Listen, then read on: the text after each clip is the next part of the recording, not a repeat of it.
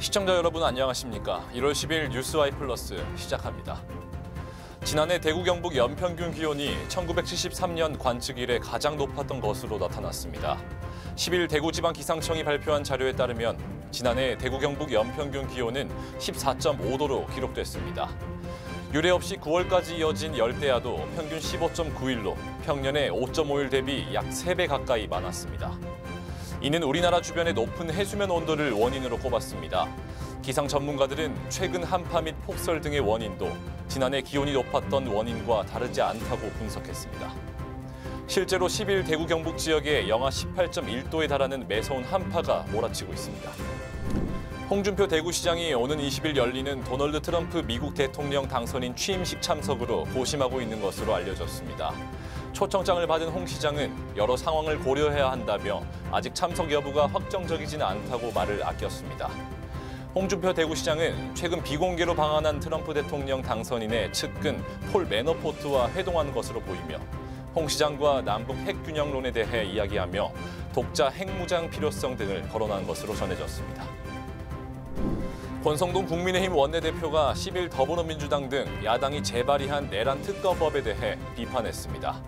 권 대표는 대단한 양보라도 한 것처럼 선전하지만 실상은 포장만 바꾼 박스가리 특검법이며 수용할 수 없다고 꼬집었습니다.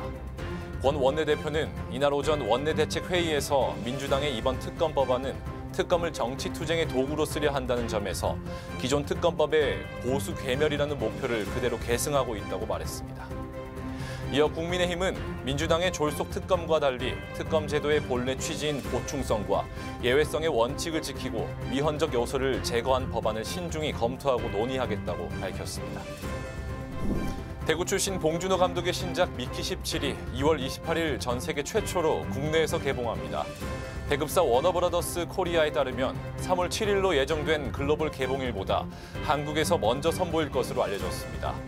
또한 주연 미키 역을 맡은 로버트 패틴슨이 2월 20일 처음으로 한국을 방문해 기자 간담회를 하고 무대 인사로 팬들과 만날 예정이라고 밝혔습니다. 봉 감독이 6년 만에 내놓는 작품 미키 17은 얼음으로 덮인 우주행성 개척에 투입된 복제인간의 이야기를 그린 SF 장르의 영화이며 칸 영화제를 석권한 봉 감독의 신작으로 관람객들의 기대를 모으고 있습니다. 지난 9일 워싱턴 DC에서 제39대 미국 대통령을 지낸 지미 카터 전 미국 대통령의 장례식이 열렸습니다. 장례식에는 조 바이든 대통령은 물론 도널드 트럼프 대통령 당선인, 빌 클린턴 전 대통령을 비롯해 전 현직 미국 대통령이 모두 참석해 고인을 추모했습니다. 21발의 예포와 함께 국회의사당에 안치돼 있던 관을 성당으로 운구하는 것으로 시작된 이날 장례식은 2시간 정도 진행됐습니다. 바이든 대통령은 추도사에서 많은 사람은 그를 지나간 시대의 사람으로 생각하지만 그는 미래를 잘 내다봤다고 평가하며 고인의 명복을 빌었습니다.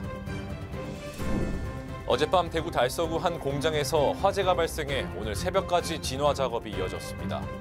대구 소방안전본부에 따르면 어젯밤 9시 12분쯤 대구 달서구 월암동의 한 이불솜 공장에서 원인을 알 수 없는 불이 나 약 7시간 만에 진화됐습니다.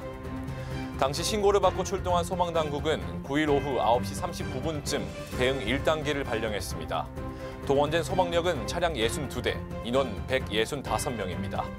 연기를 흡입해 병원으로 이송된 50대 남성을 제외한 인명피해는 없는 것으로 알려졌습니다. 1월 10일 뉴스와이 플러스 마칩니다. 시청해주신 여러분 고맙습니다.